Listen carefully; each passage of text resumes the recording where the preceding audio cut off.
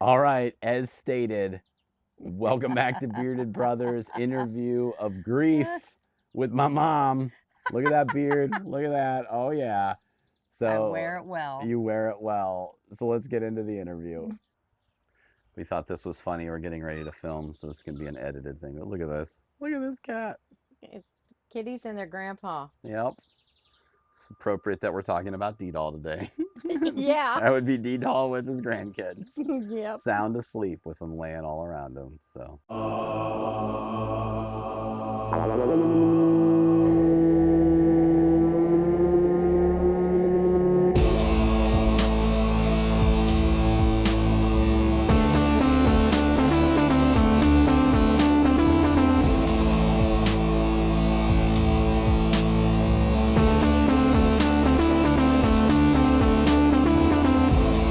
Get ready for the Bearded Brothers podcast.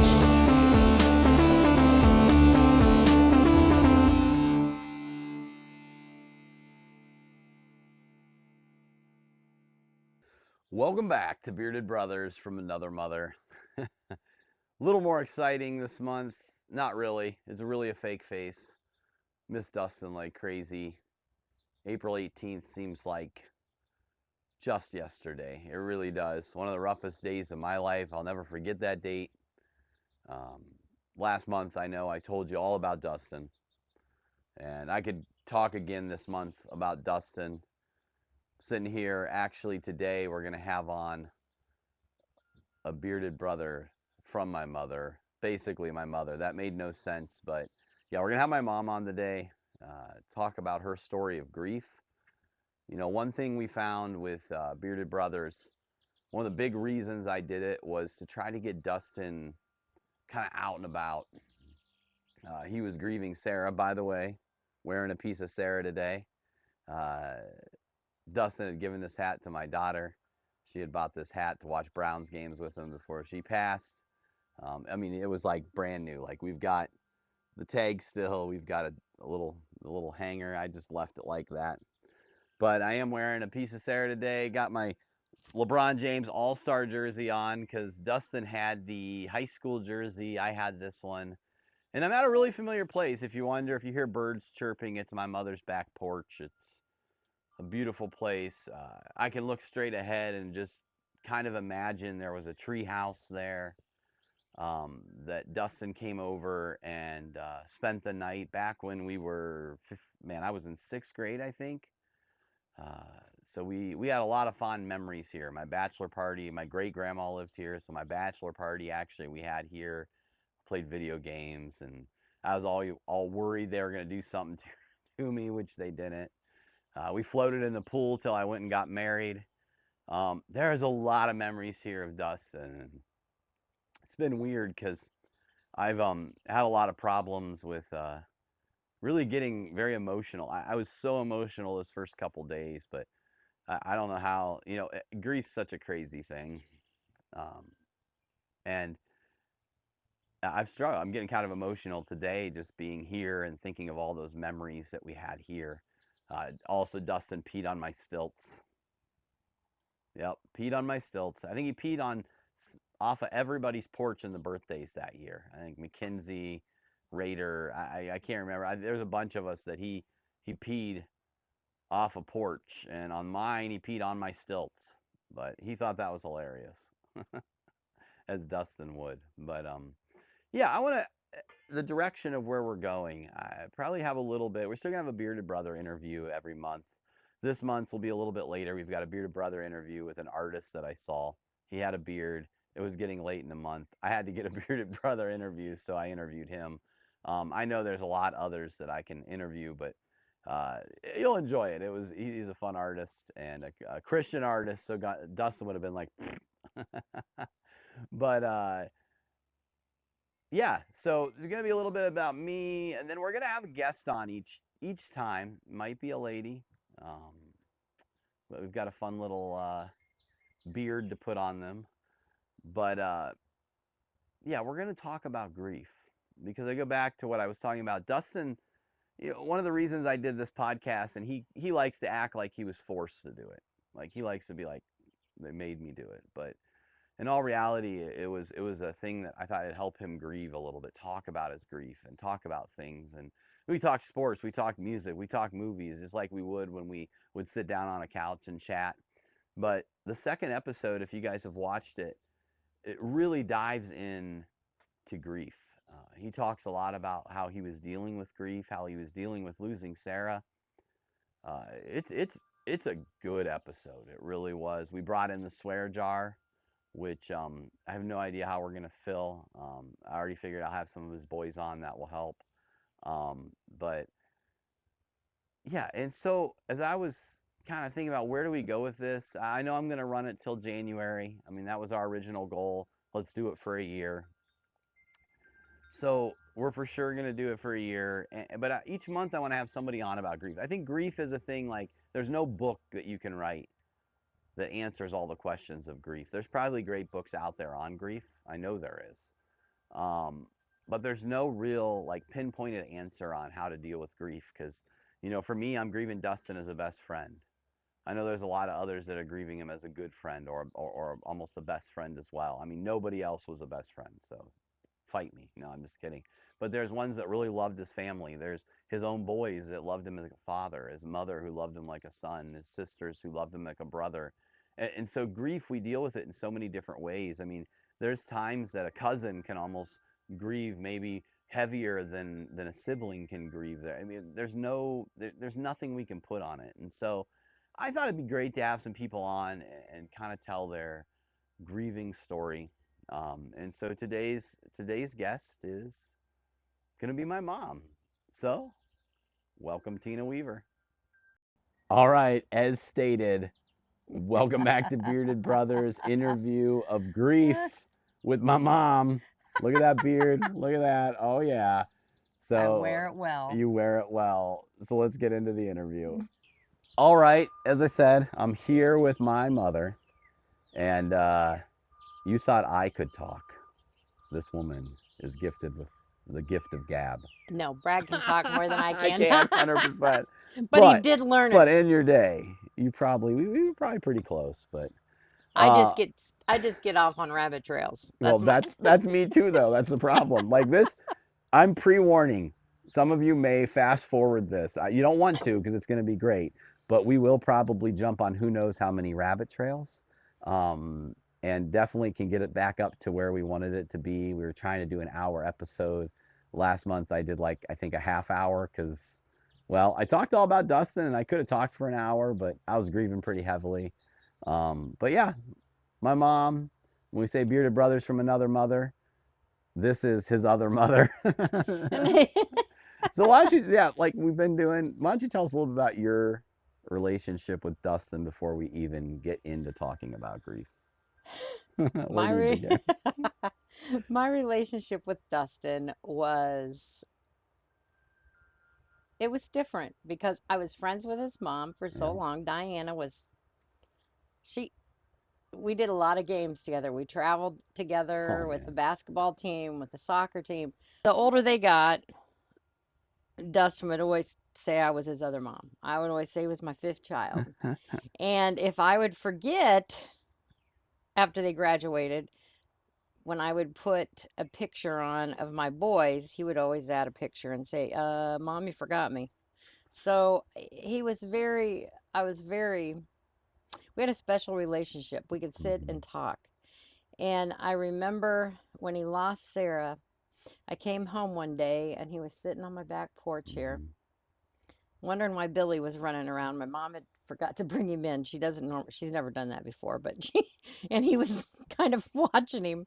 And we were sitting here on the back porch talking, and we had over an hour. We sat here and talked about our grief with our spouses and his madness and how he was angry about it, but yet the helplessness and how he said, I really haven't talked to anybody else that has lost a spouse. Yeah. And we talked about how I told him his grief is totally different from mine because his is young. I was only 58 when I became a widow, and I'd been married 40 years, but he was pretty young. And you know, that's a whole different situation. Um, but we had a nice long talk that time, and then there was a couple other times we had phone conversations and stuff when he needed to talk because he just didn't know what he was going to do. So I was glad to be his other mom. I was glad to have him as my fifth child. Yes, he was. We sure. shared a funny story. He was in the pool with my son one time, the little one, Donnie. And he goes, "Hey, Mom." And I look over and all I see is this floating hairy behind in my pool. I was in the pool that time too. Oh, was you? Yes, Okay. I was 100%. We'll never forget that. All of my son's friends like to moon me, and I guess I changed their diapers when they were babies. So I grew up with their hind ends in my face, I guess. And Dustin, this is for you. I am not editing that out. So our original first episode, he talked about his hairy butt. Oh, now, did he? Yeah, that's he right. He used different language. He used different words. But he talked about that. He also, and I always feel like the second episode was so much better than the first because I just let him do whatever he did because that's who he was. And Yeah. I can never remember the first episode. He was like, we grew up in the nursery together. And he's like, dude, your mom saw my junk. And Yeah. I edited that out, but I'm like, you know what? That was him. It was who he was. Oh, he was hilarious. So, but Bubba, that's in this episode. So. I've had a few. I have a few of my sons who have friends who consider themselves my other sons, and we had a lot of young men who lived here off and on during rough times in their lives and things going on in their lives. And this home was my grandma's, and she opened it up. She had a lot of missionary. She had a lot of traveling preachers stay here that would speak at their church, and a lot of people have stayed here. And I stayed here. And he lived here. Yeah, I lived here he for lived a here while. with Grandma. That was a beautiful time. And that's one thing about Atlee. When we had the missionary friends of ours, when the Rices lived here, you know, he never. They lived here, and Wiggy lived here for off and on during a school year, and different ones stayed here. And you know, me and Atlee never batted an eye about letting somebody stay here. Our house has always been open. That doesn't mean you all can live here, but but you've always got a place to stay if you need to. And we never feel like it's a burden to have somebody stay here. So yes, I think the gift of hospitality is something you've given me. We've had bikers camp here. They're going across the country. We've had random people. It's crazy. We've had a lot of different people that have stayed here, but yeah, you know, Dustin, like you see, now you see the story of why we are bearded brothers from another mother, and we really felt like brothers too. And but yeah, so talking about grief, not everybody would know this. I said a lot of our fans are friends and family, so they know a lot about us already. But you know, man, this fall will be 5 years, won't it? It's crazy. 5 years. We lost my dad. And Dad was man, he was something else. If you knew my dad, you laughed.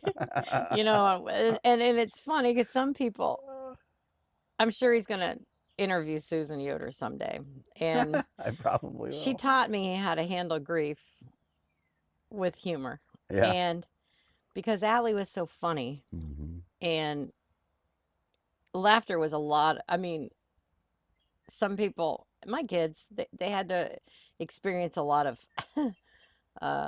they watched me and Atlee argue a lot, but you gotta understand. Never. You guys fought? But I must have missed that in my it was childhood. tough. He was you know, he was a truck driver. He was long distance. The other thing is we lived a honeymoon life. Yeah. We had 40 years of honeymoon. He was, I can't imagine any man in this world being a better lover.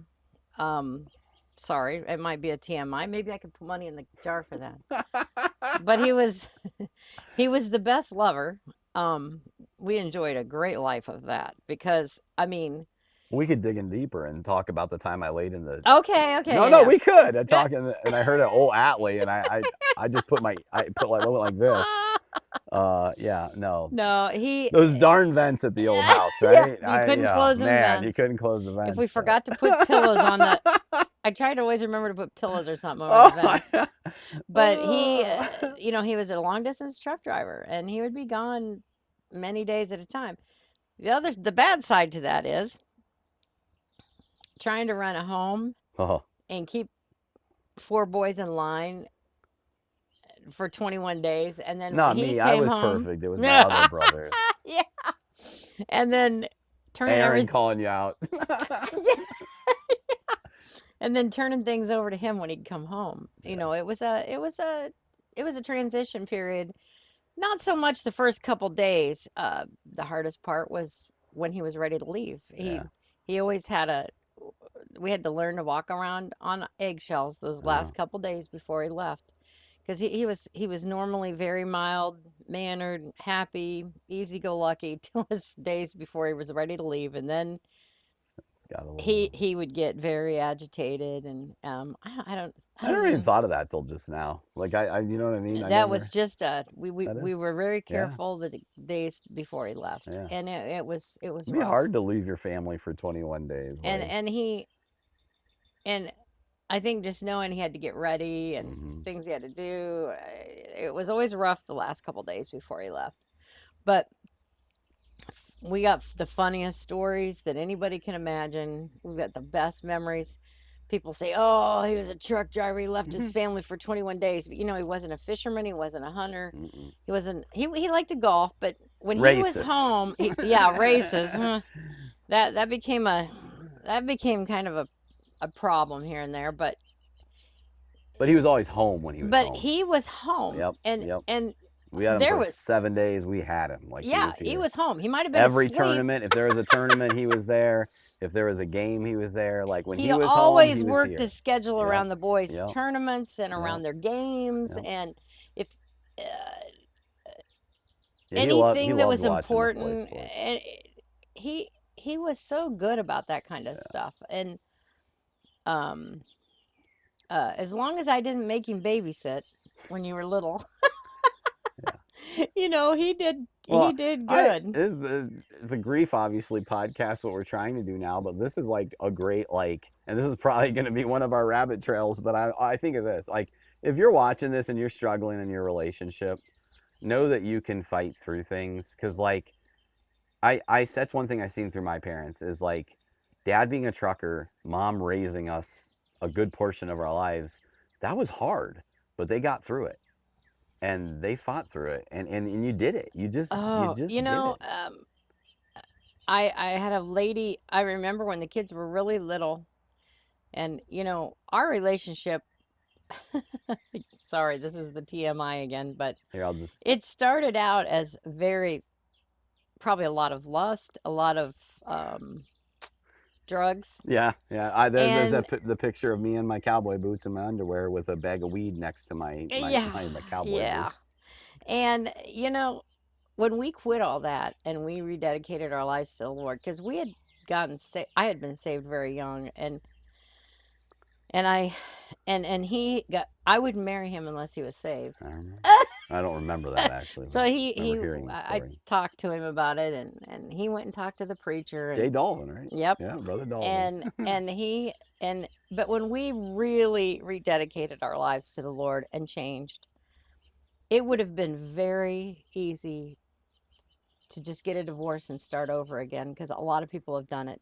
Mm-hmm. And because we were not the same people, we were not the same people, and it was tough. And I'm not saying I had anything to do with it. I'm not saying it was all God. It was all God. I don't know how I did it. It was an army of people that did it, and we all made it. They all. We might have bruises and scars, but we made it. Yeah, we made it. We did. And it all worked out. But always fight for your marriage. If you think, I'm miserable, I can't do this, I'm unhappy, my husband's mean, and I'm horrible, and I'm a bad mom, I need to get out of this and start over. You know what? Start over in your marriage, because if you get divorced, you're just going to turn around and marry somebody just like that person, and you're going to be miserable and have to start all over again, and you're going to do the same thing. So much purpose in life and purpose in things, and like I even see this, like how we went on a little bit of a rabbit trail, but I mean that's even like Dustin and Sarah. I mean, Yeah, they're even a better example to complete, but their life was, I mean, they went through struggles. Like they easily could have left each other. Like there's no doubt. Me and Sarah talked for hours over that. Yeah, you did her hair, so yeah, you guys had that she hairstyle. did my hair, Oh, and me man. and her would talk for hours, and Yeah. I would tell her, Sarah, just hang in there. If I could tell any young wife, keep fighting, because it'll get better, and then it'll get worse, and then it'll get better again. It'll get worse, then it'll get better, and it'll get better, and it'll get better, and you'll have all these funny memories. And it takes two to fight. I mean, I think of Dustin getting out and then having to help her with her struggles. Like, I mean, it's a beautiful story. But I guess getting back to what we are talking about, grief, I'd love for you to tell a little bit. I mean, of course, we grieve the same person, but in different ways. Yes. You know, it's my dad, it's her husband. And I think it's neat to have you on this first episode, because I think a lot of people don't know even all of the details of, you didn't just lose your husband. So why don't you tell, I guess as concise as we can be, but also we don't want to leave anything out, about the story of losing Dad and meeting John, and just kind of what went on there while all of us were struggling through COVID. What you did, because I think there's no levels of grief or stories of grief. I feel like it's so easy to think, well, my grief's worse than this person's grief or that person's grief. And it's just such a, like I said, there's nothing that we can put on it, but we can talk about it. And I think talking about it, and maybe then talking about ways that you've dealt with it, can help other people. That's the goal. Absolutely. So tell us about.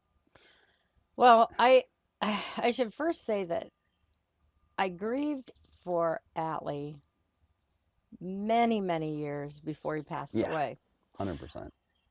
He was sick for 25 years, but he wasn't sick for 25 years. They told me in 95. Well, he's probably, the prognosis isn't good for him. His brother had 2 transplants, died waiting on his 3rd. You know, if he doesn't take care of himself, if we don't know what's going to happen. So but after about 2000. Oh man, I'm sorry, rabbit trails. I just think of it. I think of purpose, because I think at Dustin's one of the last podcasts where he said how, you know, there's too much purpose in life to not believe in Jesus. I think this is another perfect thing. She talks about 95. It was on the front porch of our house when Mom had taken EMT classes that year. Or was it that year, right? Like, I was in the middle of it. I was in the middle of my and EMT class. She knew what was happening to Dad, that who knows if we don't get help there, he might have dropped dead right there. He would have been dead when we came. Don't think... He said he didn't feel good, and he thought he had the flu, and he looked like he had the flu. And if I hadn't been in my classes for EMS, for EMT, which is crazy to me. On my birthday this year, I will no longer be an EMT. I will have been an EMT for 30 years. Oh, wow. It'll be 30 years. Wow. All at once when I really looked at him, I was busy getting these little kids all ready for church. And I looked at the mirror and I went, Atlee, I think you're having a heart attack. And I called 911. Long story short, he had his first heart attack that day. And by 2000, he had his bypass. But from 2000 to 2013, he had not one episode. That is true. And till about 2012. And then things started going downhill. Man. And that's when I really started grieving, because I saw the big change in him. And I knew things were coming to an end. I didn't know how long we had. I didn't know. His personality started changing. Things became... Took him off the road. We had a wonderful, fun time from 2000 until, through the kids' high school year. Things were good. And then he got a pacemaker. He still was good. He was okay. He did really good with the pacemaker. 2015, from 13 to 15, he started having a lot of episodes out on the road. Things were bad. I knew they were going to take him off the road. Still had a lot of funny things happen. A lot. I could write a big thick book. We like to reminisce a lot about funny things that happened. But 15, they put that when he knew that once the defibrillator went in, he was done, and they couldn't get his heart regulated, and so that's when I really started grieving for the Atlee that I was losing, because his personality changed. He became somebody. Um, it was different, and he yeah, he became a different person, and it was sad. Um, he had to go off the road, which is something our plans for our life. We had to grieve our future because, and we did that together. Our plans were for about right before he got his pacemaker was for me once the Yeah. youngest little one was going to go to kindergarten. I was going to get my CDL and we were going to start driving truck Yeah. together. And that was going to be exciting. I was going to try to do most of the driving. He was going to do all the backing, turning, doing all the directions where we're going. We were really looking forward to that. We had planned that since we were young. That was going to be our plan. And this house was going to be open to whoever needed to stay here, missionaries, whatever. Well, God took care of that too, because we ended up letting the rices come. Yeah. God kind of filled those voids of things we had Mhm. kind of planned. So that was good. But we really were excited about travel because we love to travel And together. on my side of it, some of my kiddos got some of the best times with their grandpa. Yeah, they did. During that. Like, Yeah, so yes, yeah. so it was, that is one of the things that, you sent me so many pictures in the last little bit, and I don't ever quit, even if I don't respond. They bring a smile to my face and a memory to my face of how awesome it was for my kids to get that time with their grandpa. I have lots of pictures of them. Theo, well, all of them. They all did. Allie wouldn't loved his change his grandkids, kids' yeah. diapers, but he would change his Oh yeah, grandkids' of diapers. course. He wouldn't babysit his kids, but oh, you need to go to the store. Oh, don't just leave him here. Yeah. Okay, if you insist. And so when he got really sick,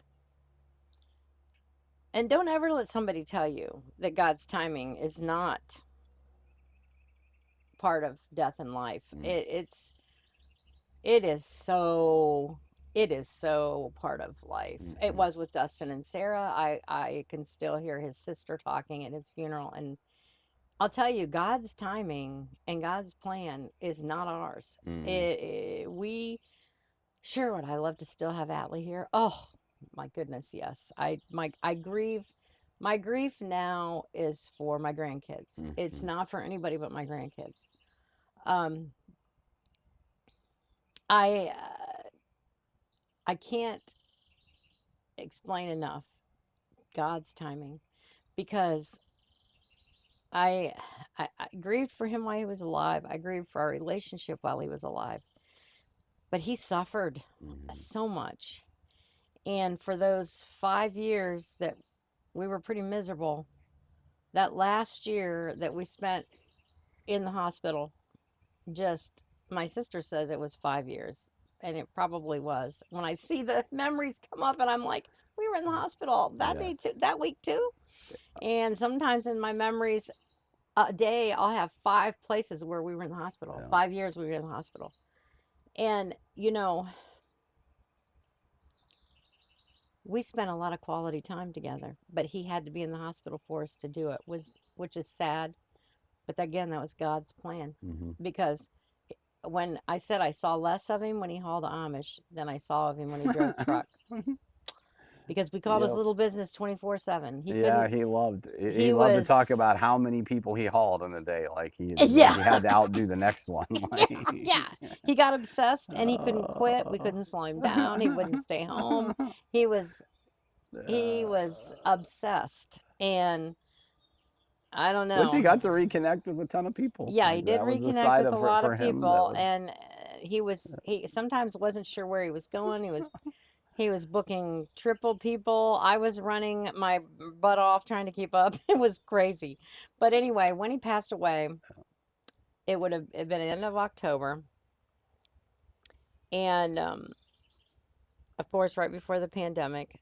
We were home. We were in the hospital pretty much for about 3 months nonstop. We were home for the weekends. And we were home one weekend, and it was my 40th class reunion. And he said, my stepsister was in, and we graduated together, and she wanted to go to the reunion, and with our Wilmot kids were going to be there, and he had said go, and I said no, we might have to go back to the hospital Monday, and he goes, no, I want you to go. I'm going to watch the races. I don't want to be bothered. And that was his. When he was home, he was always like grumpy, you know. And I said, okay, I'll go. So I threw on some clothes and we went. And I grew up in town here with John Williams, and he goes, you need to see. He goes, you'll see John there. He goes, you haven't seen John for all these years, and he was friends with John's dad, us in our 14-year difference. So I went, and it was funny. I saw John. We laughed. Oh my goodness, when we saw each other, it was hilarious. And this would have been the end of September. So then 2 weeks later, we're in the hospital, just about, I don't know, a week and a half before he passed away. And John texted me, and he said, they think I've had a stroke. He goes, I just thought maybe you and Natalie could pray for me. He said, they think I had a stroke. I showed up at work, and I wasn't acting right, and I wasn't talking right, and I don't know what's happened.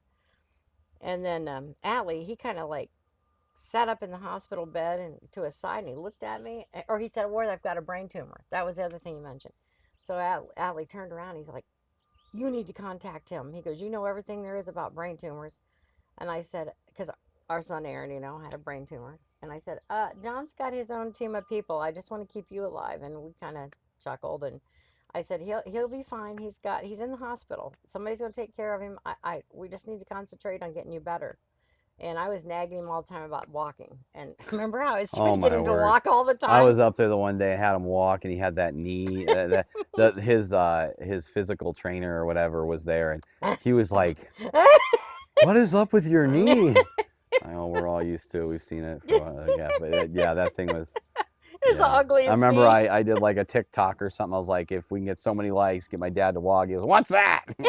What's a TikTok? What's a TikTok? And he's always like, don't put me on that video. I'll always remember, like, because then after he died, that thing, for some reason, it got like 80 or 90,000 views. Like, it's like it was like, weird, yeah, like weird God knee. he was like, I'm here. I've seen it now. I get what you're talking about. That knee, man. Oh, that knee, that ugly knee. Oh. Yeah. And it never hurt him. No. He never had any pain in it. And it was the ugliest. It looked like he had his bones sticking out. Yeah. But he, so that was the end of John. And then we waited the night before he passed away. He was weak. Yeah. But like every other time, we expected him to make it. I mean, we came up and visited that night, and he was like joyous, happy. Yeah, we have that the beautiful wave from the live video that was just amazing that we have, that we still have. That it was almost like, bye guys. Yeah, and he was talking to Kylie, Gidget's Kylie, and he goes, hi, and I go, it's not a video, Allie. She's talking on the phone. And thank goodness we did that. Yeah. And then he said, but he kept all day saying, I'm so weak. I'm so weak. And he was sleeping all day, and we'll go through all that quickly. And anyway, we got into ICU. We're waiting to get him into an ICU because I had told him I'm not leaving him. So they had to get him in an ICU that I was allowed to stay with him. And he passed away the next day, next morning. Every time we would hear a helicopter come in, we would pray for him, because his room seemed like it was always right where the helicopters came over. And me and him I got in the room finally after hours of them trying to get this thing in his heart, and we were laying there, and I heard somebody say, we've got a code, and I reached up for his hand to tell him, we better pray, and I looked up, and it was him coding. And I stayed in the room for a long time. I don't know, I was in denial that they weren't going to bring him back, because for 25 years they told me he was fine, but he wasn't this time. But I remember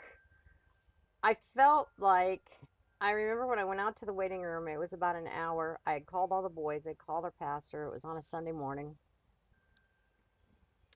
They had finally had me walk out to the waiting room because it was pretty intense in there. The last thing, I think the funniest thing is the last thing he did was yell at me. And we all thought that was hilarious because I was standing in there and they were, again, you got to handle I'm one that handles a lot of it with humor. Yep. And God gave me a good laugh. The last thing that Atlee did was yell at me Yep. because he was laying on the bed and he was gone and they were doing CPR and they were getting ready to shock him and they said clear and somebody went wait and they shocked him and he apparently had came back and he came off that table and turned around and looked me right in the eye and went, what in the world? He yelled. I can just see his face. He was so mad. And I went, it wasn't me. I didn't do it. and back he went and they said, he's gone. Yeah. And so we've always had that little chuckle too, that the last thing he did was yell at me because he was constantly yelling at me. Everything was my fault. If it could have just been a Tina. I know. What'd you do? But we lived next to you for years. I always heard when there was like I knew, better keep the kids down here for a second because I'd hear a Tina. Oh, Dad. So anyway, I remember when the doctor came across the waiting room, I looked at him and I thought, oh my word, they didn't bring him back. Yeah. And he came in and sat beside me and he was a new doctor. They sent a newbie out. And I looked at him and I go, he didn't make it, did he?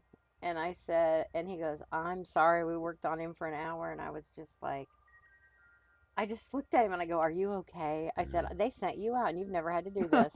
And he goes, no. And I was like, I am so sorry they sent a new guy out. And he was like, are you okay? And I'm like, yeah. I go, yes, I am. Because my husband is walking around in glory with no pain and no sorrow. I've always been like this when people first die, though. Yeah. Now, the grief set in later, of course, when everybody came. And my grief has been very strange. I've went through abandonment and I went through, that's probably been my hardest thing. I went through some anger. But anyway, about 2 weeks after he passed away and they had packed up tons of food in my freezer, I get a call or I get a text and it's John. And he says, I'm so sorry I didn't make it to the funeral. I don't know if he said that, but he is a widower too, which is crazy. He's a widower. That's what was crazy about the whole thing. His wife had passed away 7 years prior of bladder cancer. And I knew that because we had been in touch on Messenger because we had been friends on Facebook and he had way back, he had sent me a request, he had sent me a thing way back when she was sick and had asked me to pray for her because she had this cancer and had asked us to pray and I'd put her on our prayer list. And that's really the only contact I had had with him until she passed away. And then I really hadn't been in any contact with him. But you got to understand, when we were kids, we were good friends. And when we were in high school, we were even better friends. In high school, we were so close. And we were in in 12th grade, we were in OWE, which only went to, like, you only had to stay in school till like 11. And we were close. We were just friends because he had this girlfriend I didn't like. And I kept telling her, she's going to hurt him. You got to find somebody else. And she's going to crush you, which she did. Thank the Lord he found this beautiful, wonderful woman, Karen, that just was the love of his life. And then, unfortunately, she passed away so young from this cancer, and he was just heartbroken. But anyway, he texted me, and he said, I'm sorry I didn't get to come. I was still in the hospital. I think he might have still been in the hospital then, or he had just got home. But he said, I'm so sorry about Atlee passing away, and I'm not able to drive. And long story short, he said, if you're ever in the area, stop by. He goes, and he started texting, and I was like, okay, and I didn't think anything of it. And then all at once, I'd be awake in the middle of the night crying, and he would text me and he goes, "Are you okay?" He goes, "I just had this, I don't mean to bother you. I'm not hitting on you or anything." And he would ha ha ha, and he'd say, "I just know every night I cried, and Yeah. I just can't get you off my mind. I feel really bad for you. I know how hard it is." And then I'd say, "I can't believe you text me. I've been awake for an hour." And then he would call me. He started calling me. He'd call me in the middle of the night, and I'd be like, "Why are you calling me?" And he goes, "Because I have a feeling you're awake." And I'm going, "I am awake. I can't believe you called me." Sick over Thanksgiving, and nobody could come around. Nobody could be around me. I think was probably one of the first ones with COVID. Couldn't be around anybody for Thanksgiving. I already had felt like, people get busy, and Sundays were always me and Allie's day, and Sundays I would sometimes sit in the car all day because everybody was busy, and I was alone. Sundays was my hardest day, and I was just, everybody tried. I didn't blame it on anybody. It's just it is what it is. It's life, and we You forget, you get busy. Life goes on, and if you have a widow around you, be careful. But anyway. So then I kind of got involved. Kept thinking about Atlee and how he said, you need to watch, you need to help John. You know about tumors, you know about this, you know about that. So that's where things started getting like, as I am obsessive compulsive, I started getting into, okay, so what's going on? And then he would tell me, I don't know. So then I would read some of his medical stuff. I did end up going up and taking a whole bunch of this funeral food up because I knew he couldn't get out and go eat. Food and stuff I brought him a bunch of food, and then I said, "What's your favorite and his food?" dog, what was his dog's name? Simon. Simon, yeah, I love that. Yeah, so I'd take him. I'd find out what his food is. Then I'd take him food. Oh, he loved that. And he could just heat it up in the microwave because I said, "I have all these meals I'm never going to eat. So I'm going to bring you these meals." And the purpose behind some of that too, that you were lonely and you had somebody that you could talk to and that was always there. Like even at 2 in the morning, 3 in the morning. because he wasn't working and he was lost. He didn't know what to do. He didn't know what was wrong with him. The doctors couldn't figure it out. And he knew my struggle, and so Sundays, because of it being a struggle, I called and everybody's busy, nobody's around, and so I started stopping at Arby's and taking him food. We'd eat our Arby's together, and then I would leave and go home and sit in my car until I got the nerve. Some Buckeyes games together and stuff too, didn't you? A little bit, not much, I not much. And then, because he was real tired, yeah, this thing really was hard on him. He was really sick. Ended up being a brain tumor, but so then I started going up to Cleveland Clinic with him. Well, that got really funny because, of course, everybody at Cleveland Clinic knew me. I'd been up there for a year, and they'd be like, "What are you doing here?" And I'm like, "Oh, I got remarried to somebody who's sick," and they're up here, and they would just like, "What?" And I'm like, "No." I go, "I've got a friend up here, and I decided to just come up and help him." And so when he'd be sleeping or stuff, I'd go up to the roof, and I'd run into all these people these people that worked there on the elevator, and they'd always be like, "Come and see us." So I'd go over to the heart section and visit with the nurses and talk to some of my favorite people, and it was God. Yeah. It was God. And then we found out finally that he had a glioblastoma tumor, and he chose to do what we talked about, how we were going to go travel all over the place, and we were going to do things as friends. That's where we were at. We were just friends. And when I looked up and seen what he had, I seen that it was terminal. Yeah. But he was not terminal, according to him. He never gave up the fight that he was going to. Yeah, we got to visit you guys in the nursing home a couple times, Yeah. COVID style, outside the window. Yeah. And then he ended up going to this nursing home, and they shut everything down. Yeah, COVID hit. COVID hit. And I think sometimes, where would I have been? We talk about that though, like we talk about like COVID and how how hard that was for people. And here you are losing your husband, meeting a guy as a widower that was helping you, and then going and staying in a nursing home for, how long was it you were in there? It was either 49 days or 52 days. I was in a nursing home room with him. I mean, it was nice for us. We didn't have to put up with it. No, I'm just kidding. I'm kidding. Yeah, they didn't have to put up We with actually me. stayed at your house. Yeah, And we did they were at my we did house. actually have a blast. We played so many Fortnite nights on your TV. We would stay up late watching movies. Like, And in the oh, meantime, I was with John in yeah, this little tiny room in a most wonderful nursing home. yeah. And That was a beautiful. it was a nursing home. little room. What was the nursing home? We might as well shout it out. Uh, What is that one? oh, it's I up can't- in Canton, off 30th Street. See, I I put can't. you on the spot. Bethany House. Bethany House. Yeah, that was a beautiful place. Wonderful, Yeah. wonderful facility. Yes, And yes. they had told me first that I could go anywhere in the nursing home. And then they came in the next day and they said, well, now you're not allowed out of his room. And John's like, oh. And I said, oh, goody. So basically, what we're saying is, you nagged two people till the end of their life. Yeah, I nagged I'm two just kidding. people into I'm the kidding. grave. Yeah. And we Oh, had a ball in that that's room cool. because he really wasn't in any pain. I took care of him. I could give Yeah. him his baths, which was always funny. I'm telling you, we would laugh until we cried. There was so many times he crushed me. I was stuck underneath him. I mean, we had we claimed our song as Lean on Me because Lean I learned on to me. eat with my left hand because the only way he would eat is if he could sit on the edge of the bed.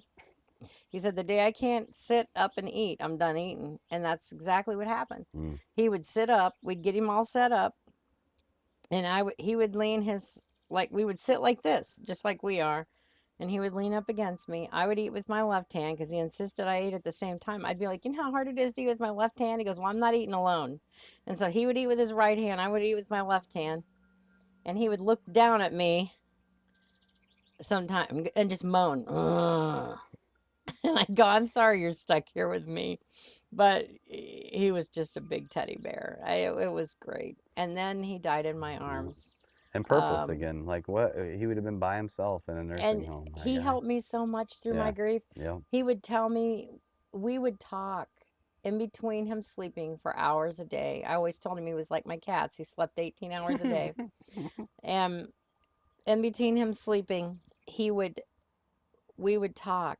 And we would talk about his Karen, and we'd talk about Atlee, and we'd talk about when we were kids, and we'd talk about Wilmot, and talk about funny things when we were teenagers. He had a hot car, and I had a Mustang, and he would get in front of me to make me late for work. Just to make me late for work, he would get in front of me with his, whatever it was, a Camaro or Firebird.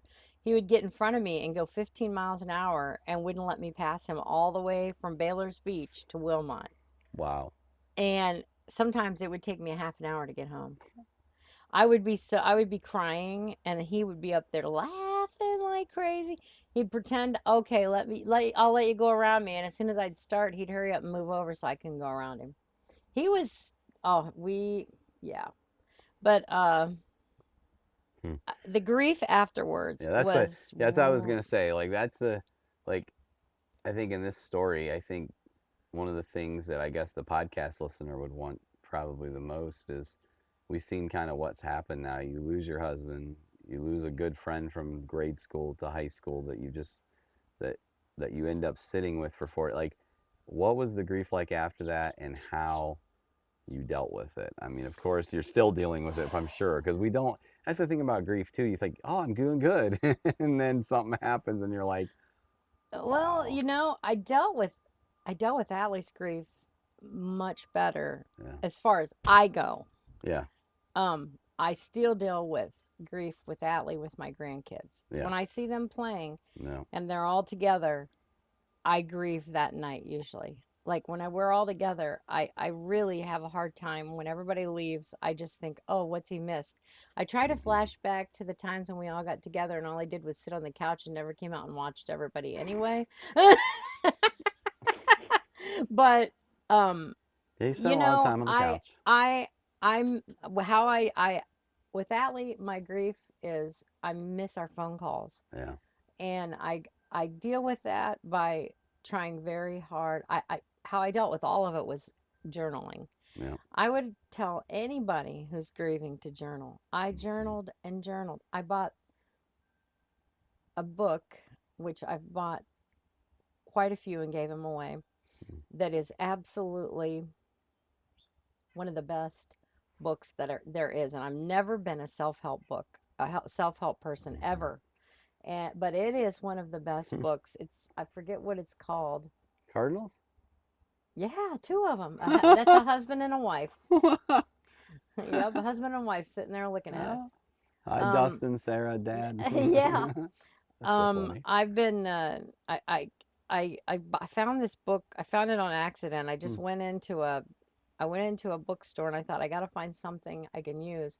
And what it is you would read the scripture and then it would give you a thing to write about, and you would write your feelings about that.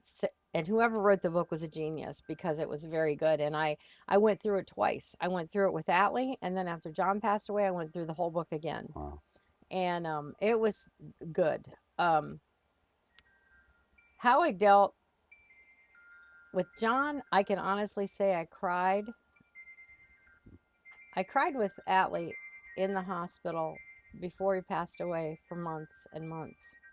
Once he passed away, it reminded me of when David lost his son, and he cried before he died, and he begged God for healing, and he begged for his son not to die. And then once he was gone, he got up and he took a bath and cleaned himself up, and then he went on with his life. And then the servants were like, well, aren't you going to grieve? And he said, I can't change it. I can't bring my son back. And that's how I felt about Atlee, except Sundays. See, you helped me here because I felt so guilty because Dustin, I was so upset, and then I was fine. But it was like almost like that. It is what it is. There's nothing I can do about it. Yeah, once he was gone, and I had done all this praying and knew that he was I had to hear him say, I don't want to take another pill. I don't want to go to the doctor anymore. Yeah, I don't want to take another pill. I'm so weak. My legs hurt.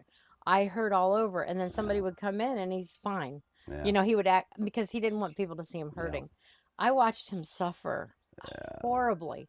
So, but with John, he was young. He was 58 years old. And he was 58 years old, and I grieved for the fact that he wanted to live so bad. I was so grateful that he didn't have pain until the last day or two. I grieved for his sister-in-laws. I grieved for his brother, to lose his baby brother. I just can't imagine. But I think I grieved because he was somebody who really understood the grief I went through. Yeah. You know, he knew, like he said, I cried every night. And so he helped me because I knew that what I was feeling was normal and it was okay. Yeah. Another thing that helped my grief, the thing that helped me the most, of course, was the fact that I was a Christian, but thank the Lord for these widow groups that I belong to. I joined the first one when I was in with John, and they were such a help. But I belong to this one group that I still am part of, that I was planning on going. I've been sick for this last year and I just didn't get to go. But these widow groups, you want to make sure you get on a good one. But I belong to this one. I belong to 3. One of them is Northwest Widows, Ohio Widows. I belong to one that's like dating something, but it's not really a dating group. It's to teach, to get at people's experience of dating again after being married for 40 years. Yeah. A lot of them are older. I mean, let's face it, most of them are women. Yeah. Some of it is funny things, but the We Are Widowed is, to me, the best. There was like 300 and some when I joined. We did Zoom all through. When I came home from being with John, I went on those Zoom meetings every Sunday night. When I started, I didn't want to talk much. I haven't been on one since I started driving 3 years ago, but I don't know what I'd do without them people. You could call them in the middle of the night. You could talk to somebody anytime you needed to. None of us are professional counselors. None of us. but we know what we've been through, and you trust them. Mm-hmm. I think finding people to talk to is huge. I mean, I think Mm-hmm. that's, I mean, again, I don't think there's any quite label that we can put on grief or this is the way to do it because everybody grieves differently. Yep. Everybody deals with it differently. But I think communication and talking to somebody or finding somebody you can share, there's one thing I can see from this is, like she's sharing that with John really helped you, I think, a Yes. lot. I mean, a ton. And, just the widow groups. I know you've talked about that a lot, And and then the hospice. I was fortunate that pandemic was over, mhm, and after about 2 months, they contacted me and they started their grief like thing up, but yeah, classes again. So yeah, I did 8 weeks. I and did that their was through whole. the nursing home, right? Or It was like through through Altman. It was through Alden Altman. Hospice, yeah. Altman's. And you can take that over and Mhm, over and over and over if you want. But I took one of mhm, their 8 week sessions, and happened to know two people that were in the groups, and that was and it. Some of them had lost not just mhm, spouses, but some of them had lost. One had lost a sister, and that was a very good class. Pastor Tom, and I can't remember where he's from, but he was an excellent mhm, leader of the class, and it was really good to go through that. That was a hospice thing. And hospice yeah, had asked me, and I haven't been in contact with me for a long time, but to go and do the 11th hour thing, mm, because it'd be hospice good. wasn't allowed in the nursing homes That's during that crazy. whole time. And it was, so we did all of our hospice calls with Zoom. Uh, but the grief, I think that the hardest thing with losing a spouse is the abandonment feeling, Mm. feeling like you're just. And I don't know if you had somebody with you every day, if you wouldn't still feel abandoned. Yeah, I don't You think know, that's not a feeling that you could probably, even with 100 me people and here. Dustin talked about Yeah, that. even with 100 people around you, can you really not feel You just feel like, you're missing something? because nobody understands. I didn't know where this was gonna go, but I love it. The story to hear because like there's somebody that's gonna watch this that resonates with that, and I think of the keys kind of for people like that. Yeah, we're no therapists, believe us, we are not therapists, so No. don't take us as therapy. But some of the things we talked about was laughing. I mean, sometimes that's the best I therapy you can have I'll is tell just you, laugh. I really do believe that Remember the memories. humor is the only Oh, thing that can really get you through. Now, through some some of the things. people can be very offended by it, but Yeah, like that's why I like that one group I was telling that yeah. I'm a part of. You would not believe the disgusting humor that is on there, but sometimes that's the only way. Yeah, And there's a lot of yeah, people that have left that group because of it. because of it. Yeah, But I but would but like just to, laughter and memories in one of the general. final things I would like to add to it is this. I'm glad Atlee went first. As Hmm. much as Yeah. I hear so many people say, "Oh, I want to go first." There's no way. Tiff told me I have to go for, or well, no, I don't remember how she Well, put but it. the reason why is because I loved Atlee so much. I would never want him to go through this. Oh yeah. I could have never. I can't imagine him having to go through this Yeah. because I I I don't know. He couldn't have made it. God knows who to take first. Yeah. God He knows does. who to He take. does. He does. He He does. knows who to take first. Well, I think of that with even Dustin and Sarah. Like no matter what Dustin would say, like if he would have went first, Sarah would have been in such a struggle. Like I mean, she was a strong woman, dude. Don't get me wrong. Yeah. But Dustin was pretty thick. Like you know what I mean? Like he could handle He things did really good. I and just think that I uh, just think I would never have wanted to see Atlee hurt no, no. because he, first of all, he would have been right behind me because he would never have got his pills and ever doctor's appointments straight. Yeah, yep. I think it would have been all up to your daughter-in-law Tiff. Yeah. And he wouldn't have listened to her No, either. he wouldn't have. Although he loved Tiff. Like I know. she But might have gotten. he might not have listened to her either though. Yeah, but No, but no, that's I think interesting. probably one of the hardest, you know, when you've been married for 40 years, or a year.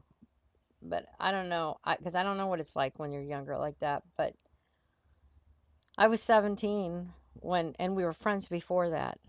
And when you say those vows, and if you mean them, which I did, and then they're gone, it truly is like somebody's taken a big chunk out of your body and you never get it back. I've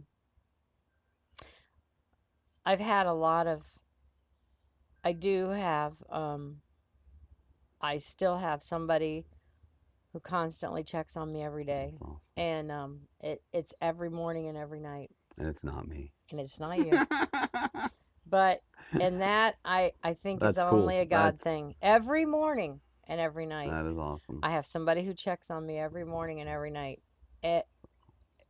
for 4 years. Well, that she said, check on the widows around you. Check on the people that have lost somebody. Like, I think that's huge. Because you feel like when you lose that other part of you, that other half of you,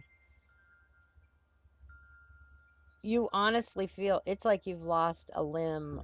I don't know what that feels like either, but you have lost part of your soul. You're lost, and I'm still lost. I still don't know. I used to have I have a hashtag right now that's called hashtag, oh gee, what's it called, Brad? And you can, I'm not sure. You can read all of my journalings. From a widow's heart. Yeah, from a widow's heart. From a widow's heart. And you can read all of them from back right after, right after Atlee died. I started writing, and I did that so that people can read it. And I've got them on my widow sites too for people, and I've got a lot of good feedback from all of them, because I'm lost. I mean, I'm still lost. I don't think I'll ever be found. Once you're a widow, you're always a widow too, even when they remarry. My mom's been a widow twice. And you're just lost. You don't know. You do stupid stuff. I mean, and brain fog is real, and stupid stuff you do. But it's so lonely. Even though Atlee was never around, even when he was home, he wasn't really there, but he was still there. And he called me 4 or 5 times a day. He called me all the time. And I don't have that anymore. Those are the things I mourn still. I mean, I still miss his phone. My phone rings and I look, oh no, and I miss those things. But the boys are good to call me or text me and see how I'm doing. So, or if I call, they usually answer. So that's good. Yeah. Well, Mom, I appreciate you sharing a lot of that. And like I said, I think of the kind of the things like talking to people, journaling. I think journaling is really good to talk. And I, again, for me, you've helped me by just sharing the memories that you've shared of Dad and things like that. And I think that, never be afraid, oh, am I going to bug somebody too much by sharing that? But even if they don't respond, seeing that brings back a memory, that brings back a smile, which we go back to laughter and those things. They just, that's the things of sitting here today and looking out and just imagining that treehouse being there still. And me and Dustin and Taryn Long and I don't remember, Josh Rader. There was 5 of us up in that treehouse that night. And thinking back to those memories just brings a smile. I mean, it brings a comfort to you that, you had the moments. And so again, thanks for being a guest. I think this might be the longest episode we've recorded. I don't know. It's so weird when you're sitting in front of a camera, you're like, how long have we here? I don't know. And so thank you for being our first, I guess that would call our bearded brother grieving guest, right? No, but and then you had health things, and it's so great to see you now in such a better place than you were a year ago. Oh my word, a year ago. I was couldn't concerned. Even walk. I couldn't walk out to the back porch without flopping down on the couch to sit for 2 seconds. It's awesome. But if you're grieving and you can relate, feel free to comment. Feel free to reach out. My mom, you can find her on Facebook as Tina Nelson Weaver, even though every time I get on Facebook, what I put in my phone? I put Mammy. I always want to put, I don't know why. I'm just I always want to type that in. Or Mom Cell. I'm like Mom Cell. But anyways, guys, thanks for listening to that. I hope you took the time to listen to it. I hope that you, I hope it helped you in some way. And we'll see you next month. Cool. Bye-bye. I hope you enjoyed that. If you didn't, I guess, well, you're still here, so that's great. But my dad was a huge thing that I grieved. I actually felt guilty the day Dustin died because I literally felt like I grieved him more in the moment than I had my dad. But it's so different. It was somebody I lost that, I mean, I wasn't expecting my dad to go. I didn't want him to go, but he had so many heart problems. He had so many difficulties. And so, yeah. And so I hope this helps if you're grieving. I mean, I'd love to have you on if you're in a place that you can. I'd love to have you on to talk about grief if you've got a story. I think we all have a story about grief. But yeah, to update the rest, kind of like we were running in a format of talking about sports, Dustin was wrong. The Cavs did make it out of the first round. Sadly, injuries had overtaken us, and we did not make it any further. I really believe, if the Cavs got out of that round with, man, I can't even think, who were we playing? Orlando? I don't know. My mind went blank. But if we would have got to Indiana. Oh, no, we were Boston. Yeah. If we could have beat Boston, we beat Indiana. There's no doubt in my mind. If we don't have the injuries, we get game 2. I think we can keep moving. And this podcast is going to be now like right up my alley, ADD. We're talking about grief and we're jumping into sports. That's kind of crazy. But and then, of course, the Brownies, I haven't even paid attention. But our Indians, our Guardians, they're doing great. They're having a great year. So that's exciting. Maybe one of them will get a championship for Dustin. So, but yeah, that's kind of my sports roundup. Of course, I'm a soccer fan too, so I watched the Crew. Dustin would not have been as big a soccer fan, but definitely would have loved that basketball run. Would have said "told you so" in the second round when we lost. But yeah, that's kind of that. Movies, I really haven't watched much. Albums though, there is an album for any of you that's grieving. It's helped me a ton. It's called The Process by Judah and the Lion. But they took the 5 steps of grief and they put music to it. It's a great album. Maybe I should put money in the swear jar because there are some explicit songs in it. And so, again, it's written really from the heart. But it's a really special album.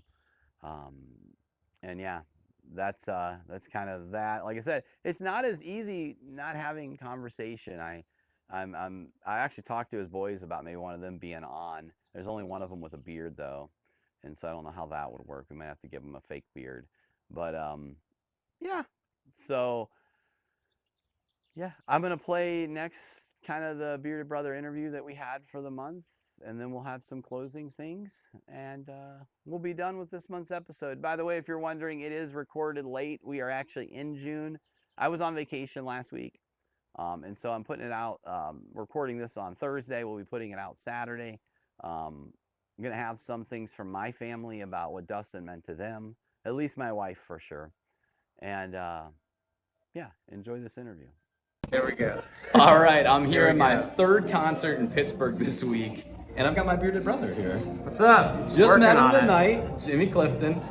And just going to ask you a couple questions. Alrighty. For our podcast. I'm going to give you 5 letters, so B-E-A-R-D. Okay. And you're going to give me the first thing that you can think of with each letter. Okay. This is on the fly. Alright. So the letter B. Basketball. E. Elephant. A. Ape. You're going animals here, right? I guess so. R.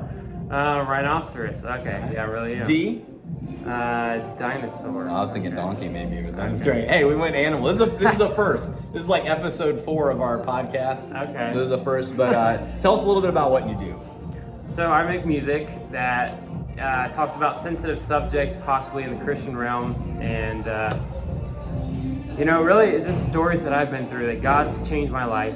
He set me free from addictions and many other things, that I just give glory to God, and I just write it down. That's so cool. I loved your music tonight. It touched me. I'm working with Praise some God. people that are dealing with addictions, and so it was just incredible. So I'm hoping maybe our paths will connect again, because that was great. So what's the weirdest thing you've ever got stuck in your beard? Weirdest thing. What was it? Oh, I can't remember. My wife, she pulled something out. She was like, something was in my mustache right here for like a long time, and I didn't even know. And it was like, I forgot what it was, but some piece of food, and it was there for a long time. Awesome. And she was like, "You're walking around with that." Like, I've had that too, man. It gets left for leftovers. And mine was longer here, like a couple months ago. That's so, awesome. Yeah. And where can we find you on Instagram and stuff like that? Oh, just Jimmy Clifton, There you go. Artist, or all that. So. All right. Well, guys, check him out. He's got great music, and thank you. Hey, This was for spur of the moment. Thank you man. so much. Appreciate it. So fun. Awesome. So fun. Well, thanks, guys. All We'll right. talk God to you later bless this you month. guys. All right, we did our first interview where we actually used the word beard and have them come up with a letter for each one. And so we're going to keep doing that. That was very animal related. That guy was taken completely off guard.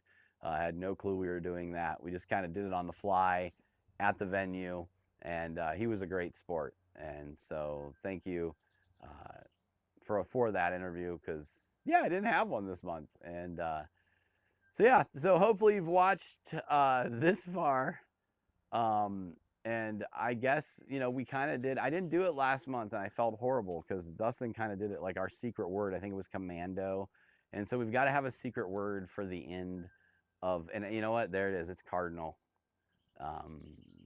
Over to the right here, there's a cardinal. And I know cardinal is always a sign of people visiting us. It's not a actual cardinal. It's a little cardinal wind thing that we had got my mom when we were in Disney one year.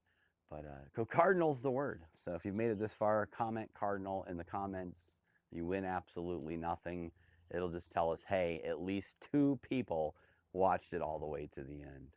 But yeah, it's a weird place. I have no idea what stage of grief I'm in over Dustin.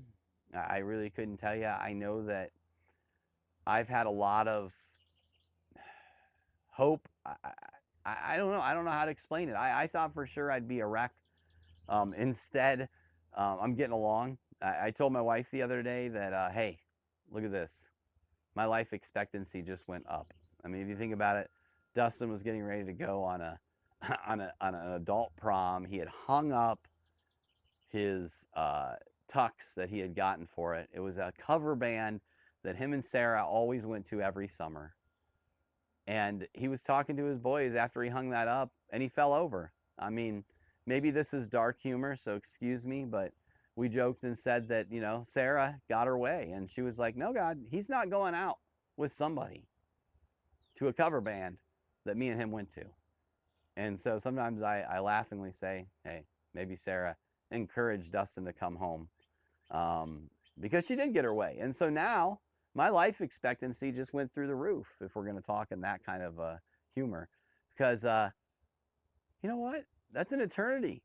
Sarah's not going to want me up there already busting in and on their eternity and their mansion and stuff. But by the way, please don't take that as theological genius, because it's not. I can't tell you. There's not a lot in the Bible about heaven. And as Dustin would say, let's not get too churchy. But yeah, so my life expectancy went up. But, you laugh. That's how I deal with it. I laugh. I remember the good times. I hope that a lot of you that watch this isn't a podcast that really, I think anybody but our family and friends watch. And so a lot of you that watch this, I hope you're doing okay. I really do. You might be grieving something from 5 years ago, and that's okay. It's fine. Like that, grieve it. Okay? When you get those emotions, let it out. Talk to somebody about it. Because like I said, we can't really put a stipulation on grief. It's tough. And so, yeah, I'm going to keep going. This is May's episode of Bearded Brothers. I don't know if I introed us as episode 4 or episode 3. Hopefully I said episode 4. But this is episode 4 in the book. We've got, oh man, I can't do math. We've got like 8 more to do, so that's exciting. But we are a third of the way through the episodes of Bearded Brother. I think come next February, January, when we have our final episode, that'll probably really hit me a little harder. And I'm sure I'm going to go through stages of grief as we get into sports seasons and as we get into new video games coming out. We're going to try to celebrate his life in October at his birthday. We're going to try to get together a bunch of friends and family and just have just an all-out bash for Dustin. Okay, we had a very long episode, but my lovely wife is going to give kind of a memory of Dustin. I'm hoping next month maybe to do more memories of Dustin. This month was crazy. We're actually in this next month already. But here's Tiffany, my lovely wife. So, Tiffany, I'm going to ask you a couple things. I want first to tell me, who is Dustin to you? He was my husband's best friend. What was that like sharing your husband with a man? It was fine. At least I knew he was well taken care of. That's right. That's right. But go ahead. I'm sorry. I interrupted. Go ahead. So who's your husband's best friend?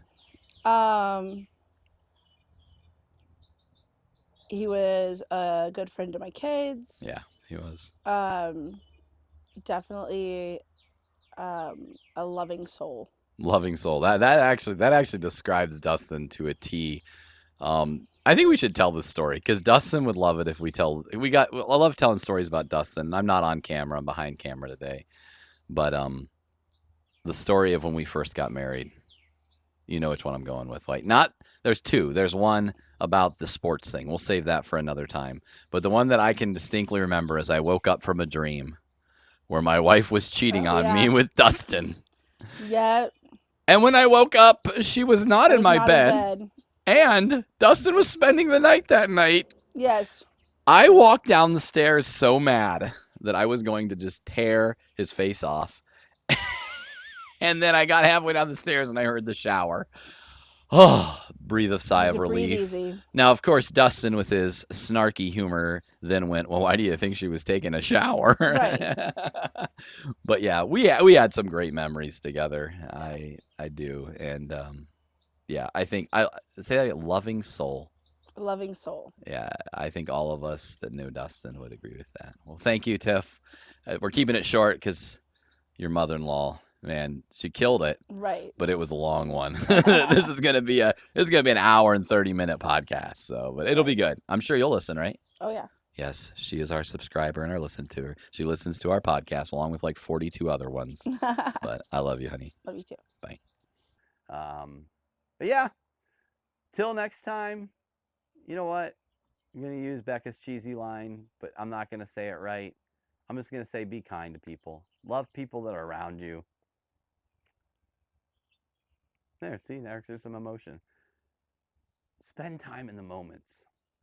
On vacation, we had a beach fire, and we sat there until the embers were dark, and the stars got brighter and brighter. And the song "Live It Well" came on by Switchfoot. And live it well, guys. Live it to its fullest. Love the people you're around. I know I've said that, but I mean it. Love the people you're around. Live in the moments. Go on the road trips. Go to the last second concerts. Meet new people. But be kind, be loving. Till next month, Bearded Brothers, out.